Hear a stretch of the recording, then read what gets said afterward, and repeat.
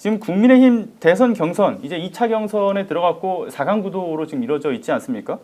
한동훈, 홍준표가 서로를 지목을 했고요. 그 김문수가 한동훈, 안철수는 김문수 이렇게 토론을 하고 싶다 이 얘기를 지금 하고 있는 상황이죠. 그러니까 결과적으로는 각각 한 번씩 총 3번을 돌아가니까 다 거쳐가는 것이라서 큰 의미는 좀 없어 보이기는 하는데 여튼 맞수 토론에 이제 들어가게 되면 지난번처럼 또 키높이, 생머리, 눈썹 문신 이런 굉장히 저질스러운 토론이 되지 않을까라는 좀 우려가 계속 들어요. 어떻게 보십니까 이번에 관전 자, 포인트? 일단 한동훈을 지목한 이유가 뭐겠느냐? 자, 네. 김문수도 한동훈, 홍준표도 한동훈 이제 이렇게 토론을 한다는 것은 한동훈이 네. 뭔가 상당한 잠재력이 있다. 또는 내가 2인으로 되었을 때는 한동훈하고 붙고 싶다. 뭐 이런 말이겠죠. 그러면 한동훈이 좀 뜨고 있다는 것인데 여론조사상으로 지금 드러나진 않지만 아마 내부적으로 이런저런 조사를 내보면 한동훈이 생각보다 바람이 심상치가 않다. 그래서 이제 캠프에서는 이미 한풍이 불고 있다. 이렇게 얘기를 하고 있는데요. 결국 윤석열의 탄핵에 대해서 찬성하느냐 반대하느냐라는 것이 이제 굉장히 중요한 이슈가 되어 있는 상황.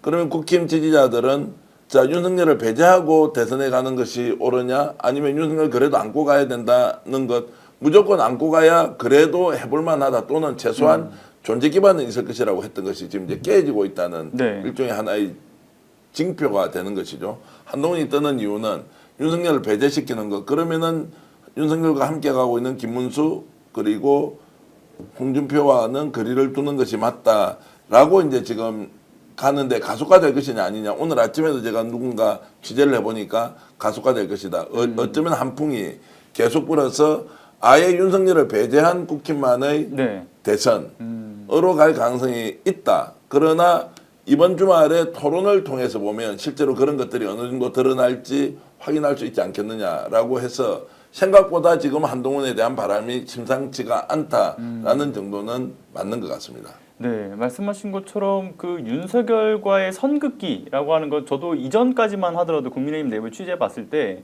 윤석열과 선긋기를 공식적으로 표명하지는 않을 것이다. 왜냐하면 그 지지층도 끌어안아서 표심으로 끌고 가야 되기 때문에 아마 본선에 들어가서도 쳐내기는 어려울 것이다 라고 했는데 윤석열의 뭐 예를 들면 신당 창당에 대한 그 맥락이라든가 그 행보에 또 조명이 되면서 선긋기에 지금 들어가 있는 상황들이지 않습니까? 그래서 이게 약간 찬탄, 뭐 반탄 이렇게 세력을 나눠서 보기에는 이제는 좀 의미가 좀 없어 보여졌다라는 생각도 듭니다. 간단히 말씀드리면 이제 최소한의 생존 논리가 작동하고 있다. 예. 최악의 상황은 김문수, 그 다음에 홍준표. 그러나 덜 최악의 상황, 차악 정도의 상황은 한동훈이 후보로 나서는 게 좀 낫지 않겠느냐라는 것이 저는 이제 기본적으로 생존 논리 때문에 예. 민심이 아니 당심이 이렇게 반응하고 있을 가능성이 저는 높다고 보고요. 그러면은 표 차이를 줄이는 것밖에 없지 않습니까? 이게 네네. 판이 뒤집어질 가능성 제로인데 추후에 그러면은 국힘이 보수정당으로 다시 살아나기 위해서 윤석열과 어떻게 해야 되느냐. 그래서 윤석열 편드는 사람은 배제. 아마도 이제 홍준표 같은 경우는 토론 과정에서 윤석열과 배제하거나 오히려 탄핵을 찬성할 가능성도 있다고 저는 봐요. 김문수는 그렇게 하지 않겠죠. 네네네. 이제 그만큼 지금 이제 국민의힘을 지지하는 사람들의 당심이 요동치고 있다 이렇게 볼 수 있습니다. 한동훈 유력설에 대한 이야기를 해주셨는데 평론가님은 좀 어떻게 보셨습니까? 지금 이제 종합을 해보면은 1차 경선 때 스코어가 홍준표 그다음에 한동훈, 김문수가 거의 비슷했다는 겁니다. 20 정도로 거의 비슷했다라는 것 같고 그러면은 한동훈이 상당히 선전한 거죠. 안철수는 이제 요 세 사람보다는 많이 떨어졌다는 거고 그다음에 어제 이제 한겨레가 이제 메타 분석을 해서 여론조사들 메타 분석을 한 결과를 놓고 보면은 오세훈 사퇴 이후에 오세훈이 드롭한 이후에 그 가장 많은 수혜를 본 게 또 한동훈이라는 거예요. 여론조사의 이제 흐름들을 보면은 네네.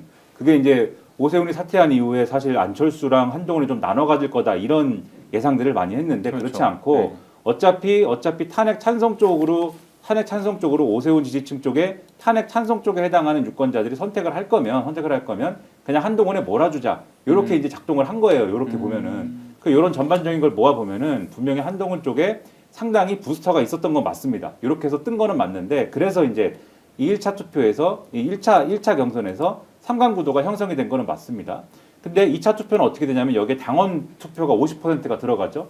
이 50%가 들어갈 것까지 포함해가지고 지금 상황을 계산을 해보면 이 탄핵 반대하고 탄핵 찬성 요 논리가 더군다나 여기에 윤석열의 이 기이한 행보까지 또 평가가 포함이 돼야 되잖아요. 예. 윤 어게인 신당을 창당한다는 그렇죠. 중 이게 국민의힘에 누구에도 도움이 안 되는 것인데 이런 행보까지 더했고 요것에 대한 평가까지 들어가면은 6대 4 정도 된다라고 내부에서 보고 있는 것 같아요.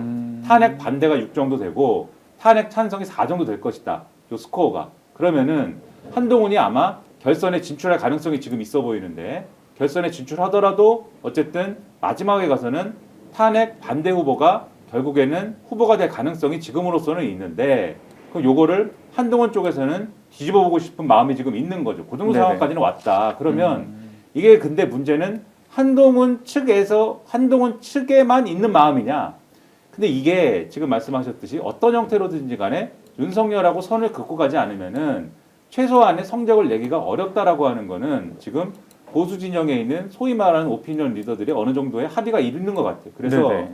오늘 또 조선일보를 보면은 일면에 뭐라고 써 있냐면 안철수가 4강에 들어간 거를 어제도 그렇고 오늘도 그렇고 굉장히 높이 평가를 합니다. 굉장히 높이 평가를 하고 특히 어제 안철수가 뭐라 그랬냐면 안철수 의원이 이 윤석열의 계엄 선포와 관련돼서 탄핵이 된 거에 대해서 사과를 해야 된다라고 굉장히 주장을 세게 했죠. 예. 근데 조선일보가 사실은 우리가 보기에는 그 주장이 그렇게까지 센세이셔널한 주장은 아니지 않습니까? 그냥 뭐 그런 얘기도 하는구나 이 정도잖아요. 네. 조선일보가 막 너무 좋은 주장이다. 이런 얘기에 힘을 실어줘야 된다. 보수의 희망이 있다.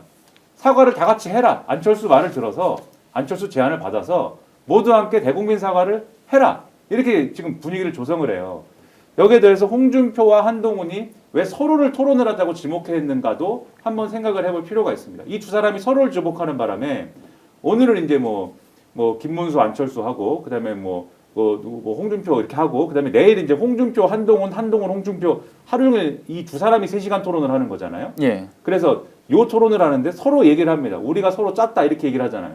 근데 탄핵 반대쪽에서 김문수랑 홍준표를 얘기를 했을 때 결국은 탄핵 반대와 탄핵 찬성이 붙어야 되는데 탄핵 반대쪽에서는 김문수와 홍준표 중에 그나마 윤석열하고 선을 긋는 사람은 누굽니까? 결국 홍준표예요.